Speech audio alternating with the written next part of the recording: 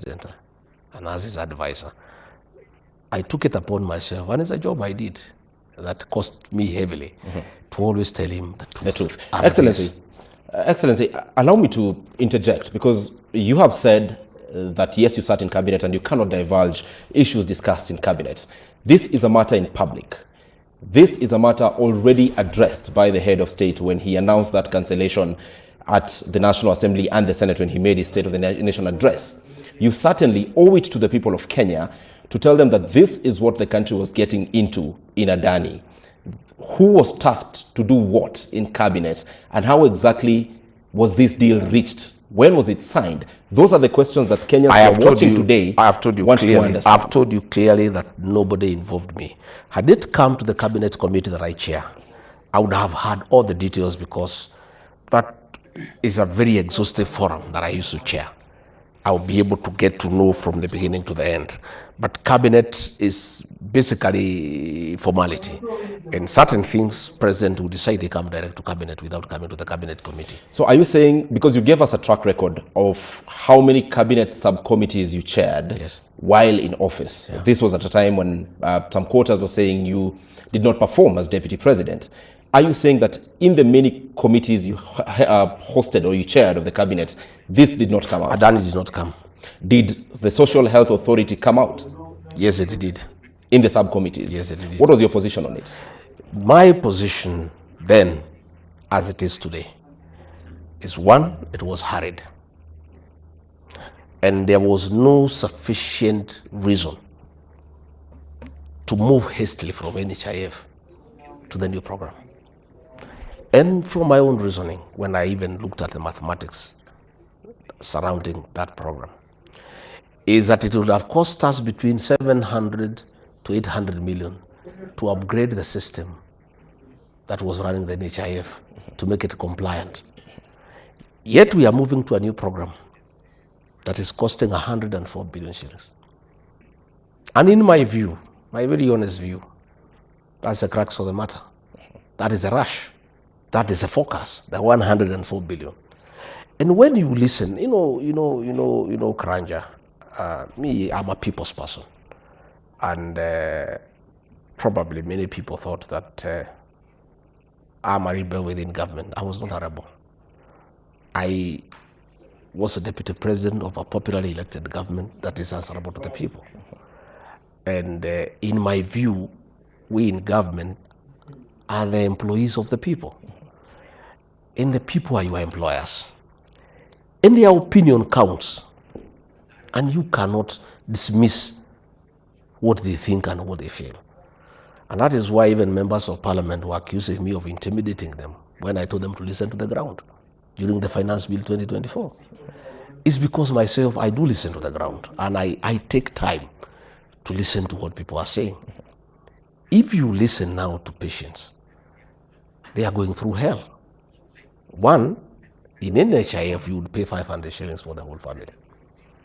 Maybe say you have your wife, and maybe say 2 children like myself. 4 of us will pay 500 shillings for the ordinary people.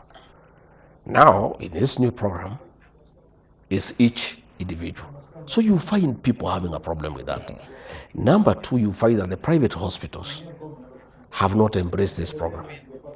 The program was rushed before all the stakeholders were brought on board. So you find that you have been deducted money in your payslip. Then when you go to a hospital of your choice, you cannot be treated. And that is the frustration that the people of Kenya are going through. And I am a very strong believer that your employer is ultimate.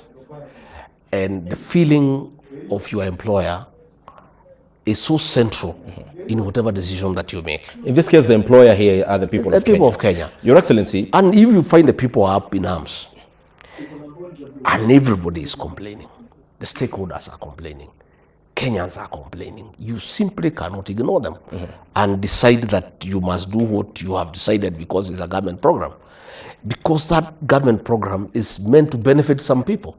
And if the beneficiaries of that program are uncomfortable with its implementation, with its component, with the way it is being rolled out, you have a responsibility as a leader who is elected all the time to take into consideration the views of the people. This responsibility you had when you chaired the cabinet subcommittees in which the shift from NHIF to SHA came.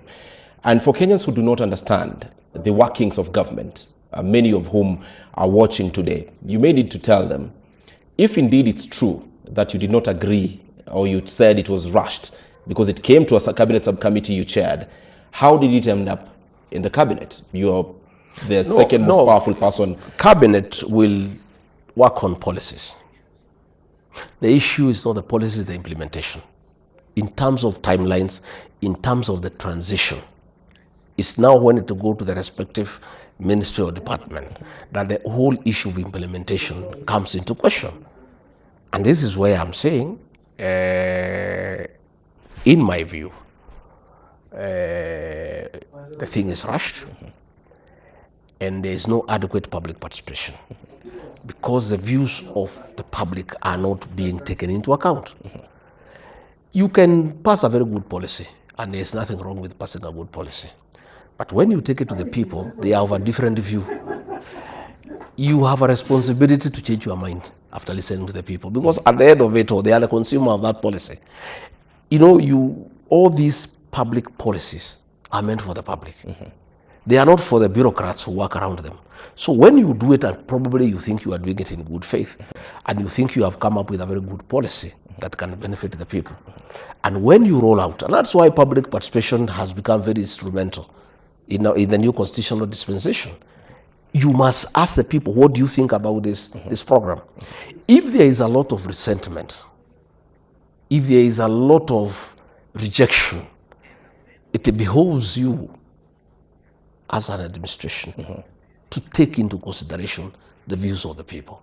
You know, I have seen an advisor in the president's office telling people that their children will not be allowed to go to school unless you register for this program. You know, that is coercion.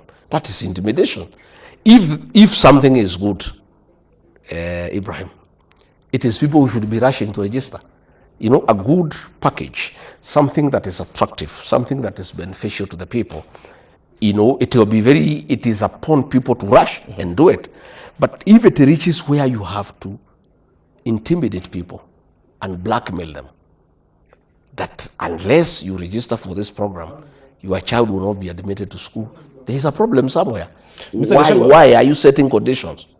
Mr. Gachagua, what level of responsibility are you taking in this situation that we are in? You're speaking about a government that does not listen. You served in this government for close to 2.5 years. Are you surely lifting your hands and saying, I am not responsible for anything? But Karanja, you had the charges against me in the Senate. These are some of the charges that were brought against me. Insubordination. Because of saying, no, this is not right. I'm told I'm insubordinating the president. I was accused of not living to the principle of collective responsibility, because in some instances I would say no.